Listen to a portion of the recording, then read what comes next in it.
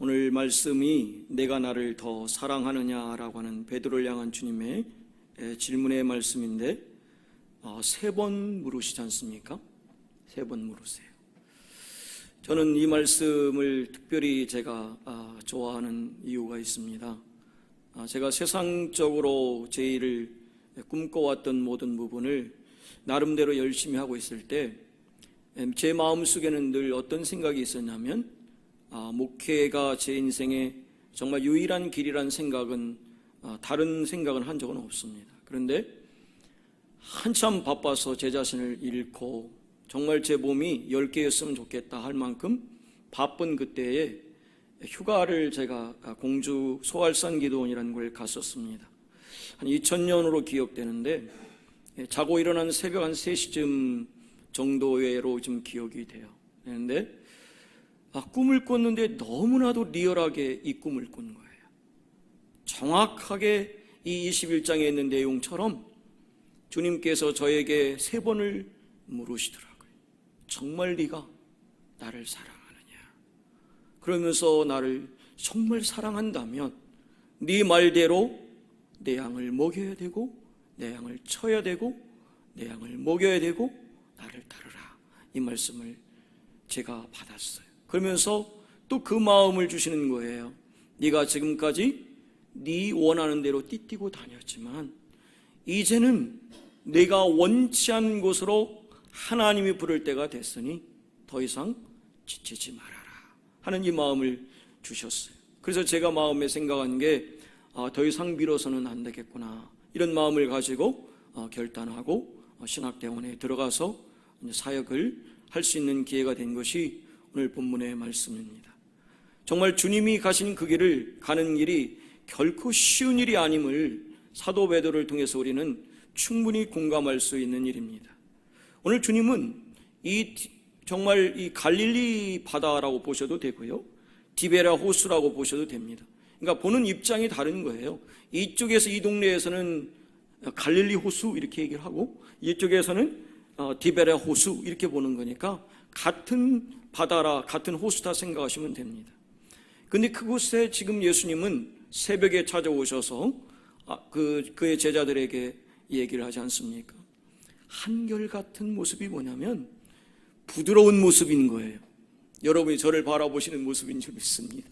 부드러운 모습으로 바라보면서, 요한의 아들 시몬아, 내가 나를 정말 사랑하느냐? 누구보다, 이 사람들보다. 거기에 투톤이라고 하는 이 헬라어는 이 사람들의 의미도 있지만 이것들, 이런 의미도 있습니다. 그러니까 너가 지금 나머지 11명의 제자들 못지않게 그보다 더 나를 사랑하냐고 물으신 부분도 있지만, 내가 지금까지 가지고 이뤄놓은 모든 것, 그것들보다 나를 더 사랑하느냐라고 물으십니다.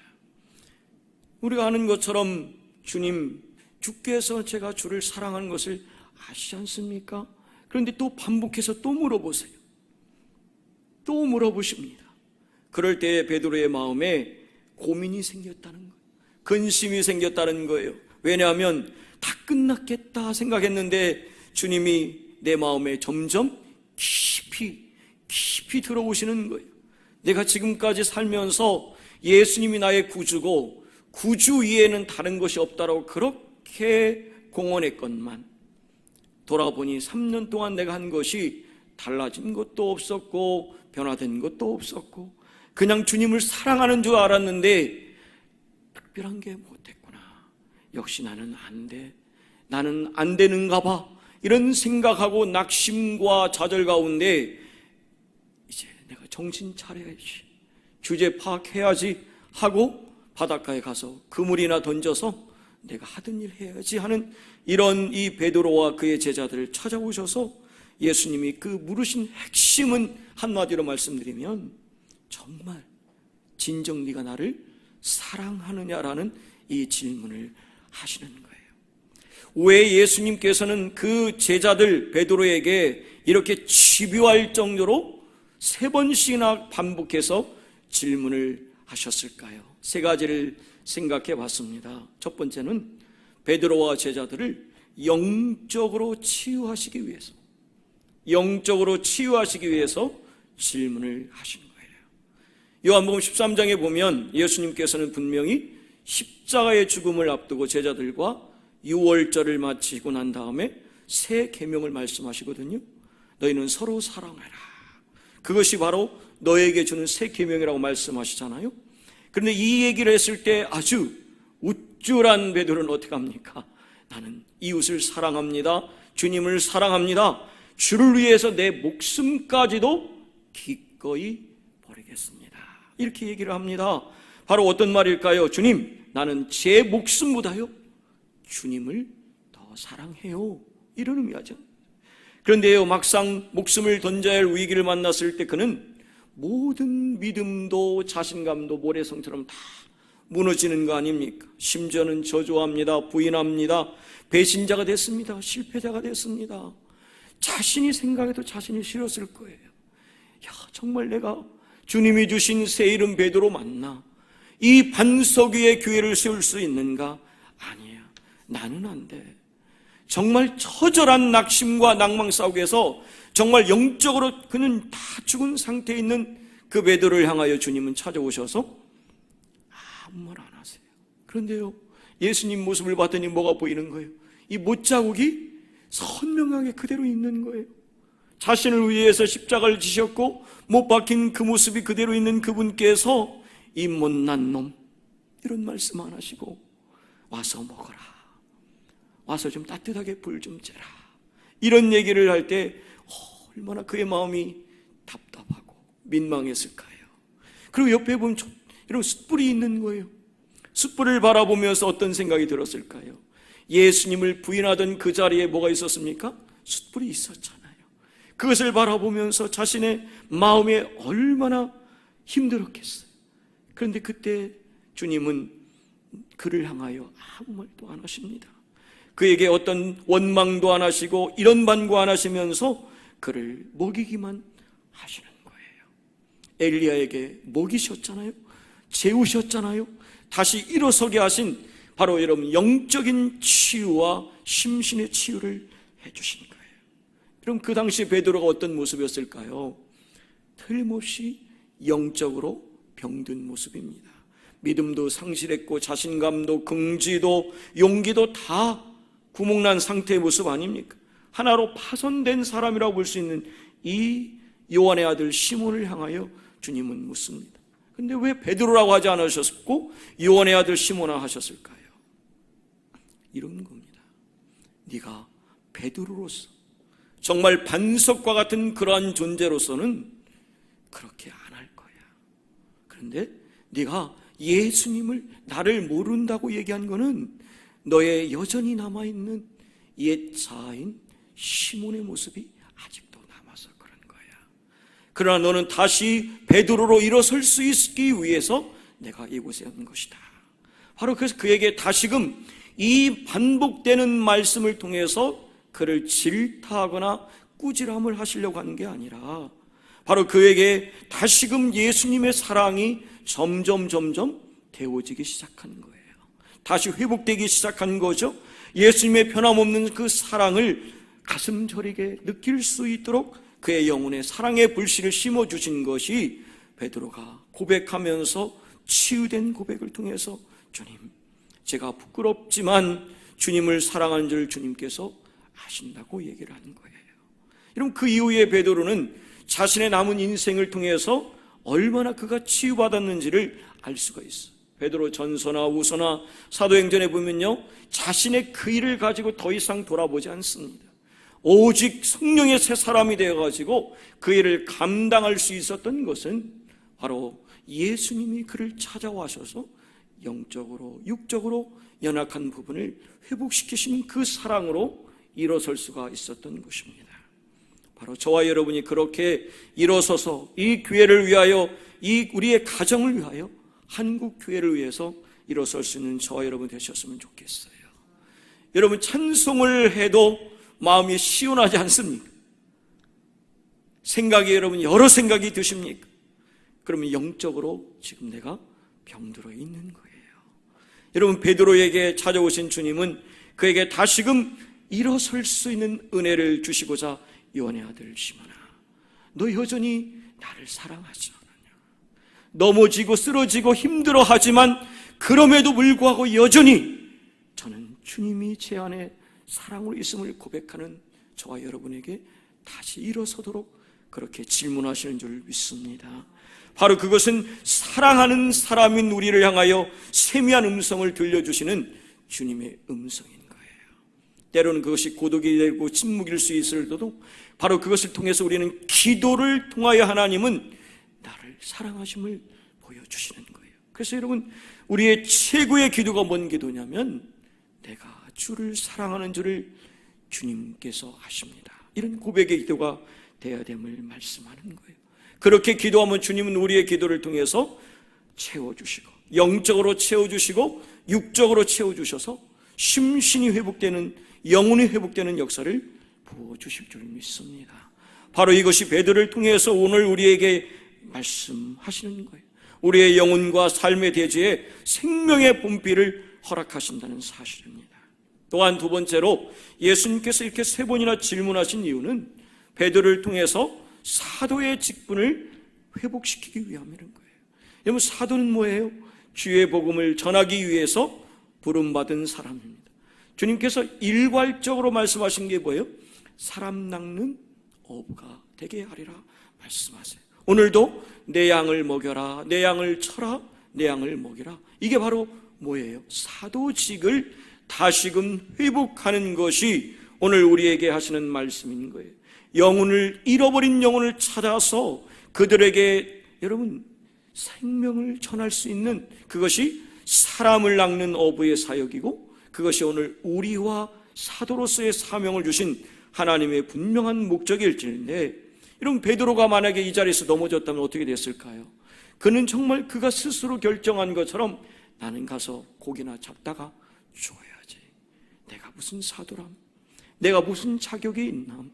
내가 과거에 그냥 주님 바라보고 그냥 정말 주제팍 못하고 그랬구나. 그랬으면 정말 그 인생은 그렇게 끝났을 겁니다.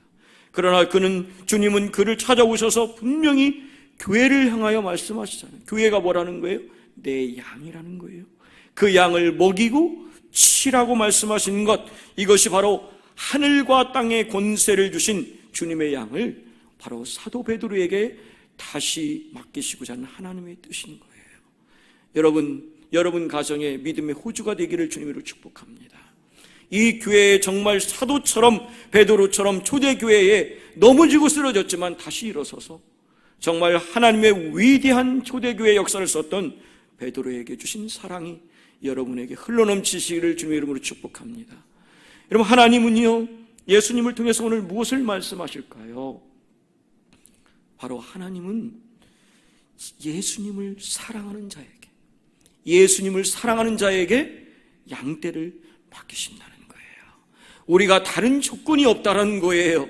우리가 지난번에도 이런 모세의 얘기를 했지만 내 지팡이가 아니라 하나님의 지팡이를 통해서 위대한 역사를 썼던 것처럼 주님을 사랑합니다는 그 마음을 가지면 그 마음을 통해서 우리는 우리 각자에 맡겨진 양을 키울 수 있는 은혜를 주실 줄 믿습니다.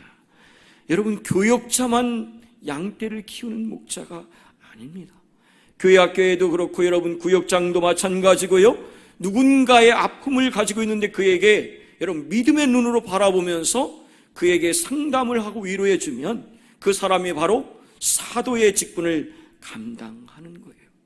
여러분, 우리 주변에 보세요. 얼마나 많은 분들이 아파하십니까? 우리가 정말 예수의 마음과 예수의 긍휼의 심정으로 바라보면요, 많은 사람들이 지금 주님이 필요한 사람들이 많이 있습니다. 바로 그것은 우리에게 사도의 직분을 회복하고 그 일을 감당할 수 있도록 하신 거예요.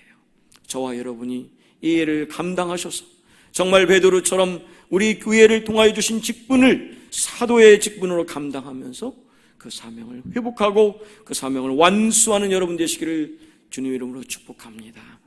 또한 세 번째로 예수님께서는 왜 이렇게 세 번이나 질문하셨을까?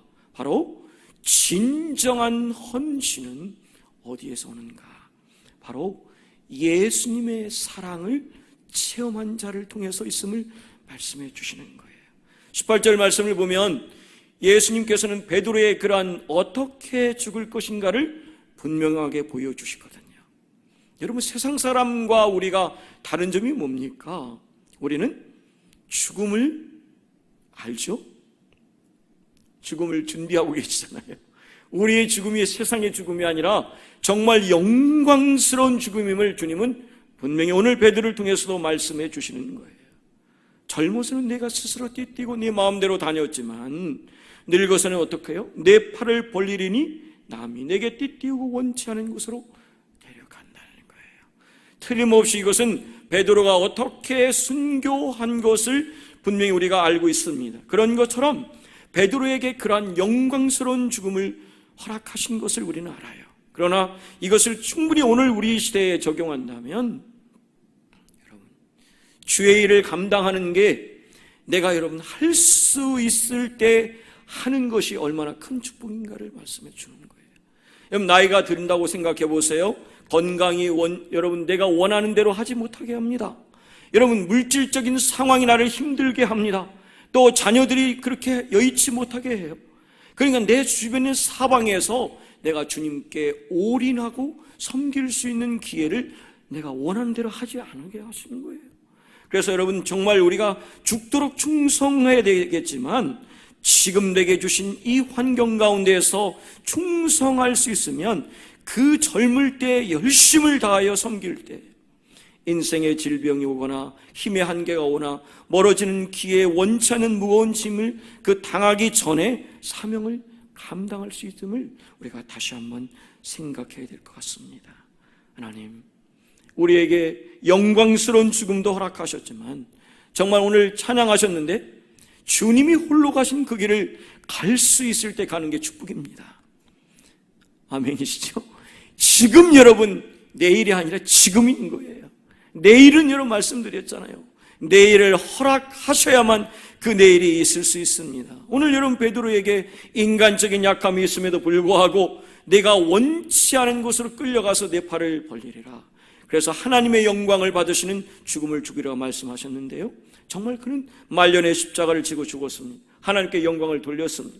어떻게 그가 그 십자가를 질 수 있었습니까? 그것은요, 주님의 사랑의 마음을 알았기 때문입니다. 주님의 그 사랑을 알았기 때문에 가고 싶지 않은 길이었지만 주님이 영광 받으신 길임을 알았기 때문에 주님이 가신 길을 십자가도 마다하지 않고 지고 간 것처럼 저와 여러분이 주님의 사랑의 힘으로, 주님을 사랑하는 힘으로 여러분 섬김을 다하셨으면 좋겠어요. 그래서 마지막에 정말 베드로처럼 영광스러운 죽음을 함께 맞는 저 여러분 되시기를 주님 이름으로 축복합니다. 이런 말이 있어요. 참 공감되는 말이 있는데, 갈보리 언덕과 디베라 바닷가의 아침을 경험한 성도는요 결코 멸망하지 않는다는 말이 있습니다. 무슨 말일까요?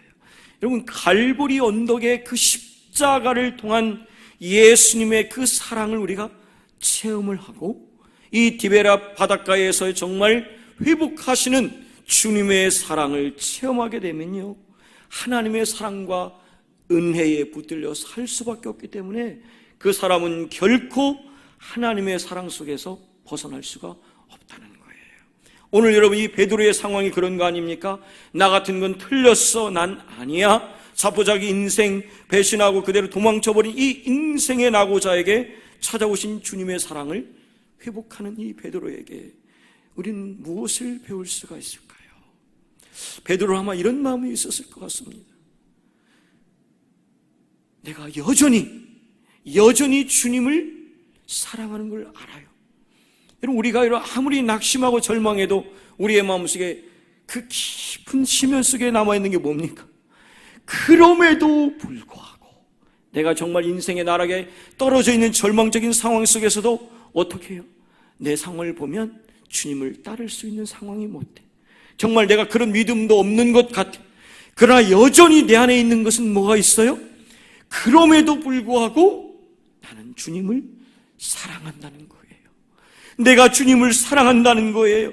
예수님을 떠나서는 도저히 살 수 없는 존재라는 것, 예수님을 따를 능력이나 배짱은 없지만 그렇다고 주님을 떠날 수도 없는 사람, 처음에는 예수님을 알 때는 그분이 떠나도 내게 뭐 별 상관이 없을 거라고 생각했는데 이미 내 마음에는 어떻게 하는 거예요? 주님 없이는 단 하루도 살 수 없는 존재가 됐음을 고백하는 그 마음, 이 다른 것은 다 포기하고 다 버릴 수 있어도 예수님만은 붙잡겠습니다. 예수님 없이는 살 수 없습니다. 그 마음이 오늘 이 베드로의 고백인 거예요. 내 힘으로는 아무것도 할 수 없다는 자기 부정, 주님 없이는 살 수 없다고 하는 이 갈망, 정말 이 마음을 예수님은 베드로와 그의 제자들에게 품어주시는 거예요. 여러분, 우리가 찬양했어요. 주 없이 살 수 없다고 했다. 이 고백이 저와 여러분의 고백인 줄 믿습니다. 그런데요, 주님은요, 바로 그 고백을 통해서 하나님은 어떻게, 너 이제야 됐다라고 말씀하세요. 할렐루야. 바로 거기에서 주님은 시작하시는 거예요. 그래서 우리는 소망이 있고 희망이 있는 거예요. 바로 무엇을 안 거예요? 베드로는 자기 한계를 안 거예요. 내 믿음이 이렇게 연약한 한계밖에 안 되는 거구나. 그러나 그 주님의 그 마중물 같은 사랑을 가지고 다시 시작하면 이 디베레 바다에서 나를 세우신 그 아버지의 사랑, 예수님의 사랑, 성령의 사랑을 채워주시면 그 사랑으로 내가 다시 일어설 수 있음을 말씀해 주고 계시는 거예요. 정말 내가 정말 완전히 내 믿음이 바닥을 치면서 뭐를 하는 거예요? 내 믿음의 한계를 알잖아요. 주님의 사랑이 아니면 내 열정과 헌신, 이 모든 것이 다 아무것도 아니구나.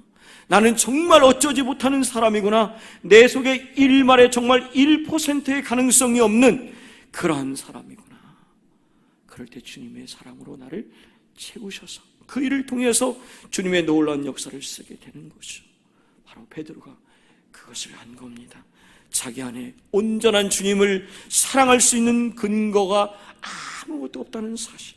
그러나 주님이 나를 얼마나 사랑했는지 그것을 받아들이면서 사랑이 시작된 거예요. 여러분, 우리 잘 아는 요한복음 3장 16절 기억하시죠? 하나님이 세상을 이처럼 사랑하사 독생자를 주셨대요. 이는 저를 믿는 자마다 멸망하지 않고 영생을 얻게 하려 하십니다. 이 말씀을 붙잡고 헌신하며 그 사랑 속에 다시 일어섰던 베드로는 이렇게 고백하는 거죠. 나는 주님을 사랑할 수 없습니다. 그러나 주님을 사랑합니다. 주님이 날 어떻게 사랑하셨는지를 제가 이제 알겠습니다. 바로 그런 베드로를 향하여 시몬아, 시몬아, 다시 그를 제자로 회복시켜 주신 것처럼 저와 여러분을 향하여 각자에 맡겨진 직분과 사명을 회복시키신 주님께서 내 양을 먹여라, 내 양을 쳐라, 내 양을 먹이라, 이 생명을 살리는 일을 우리에게 다시 허락하신 줄 믿습니다. 베드로가 정말 성령의 능력을 힘입고 초대교회에 놀라운 역사를 썼고 그 역사를 통해서 하나님의 위대한 일을 이루었던 것처럼 저와 여러분이 예수님과 동행하여 그 놀라운 역사를 쓰는 회복된 베드로의 삶이 되시기를 주님 이름으로 축복합니다. 그 일을 통해서 이 교회에 놀라운 부흥의 불길을 열어주실 줄 믿습니다. 여러분의 가정에 회복이 있을 줄 믿습니다.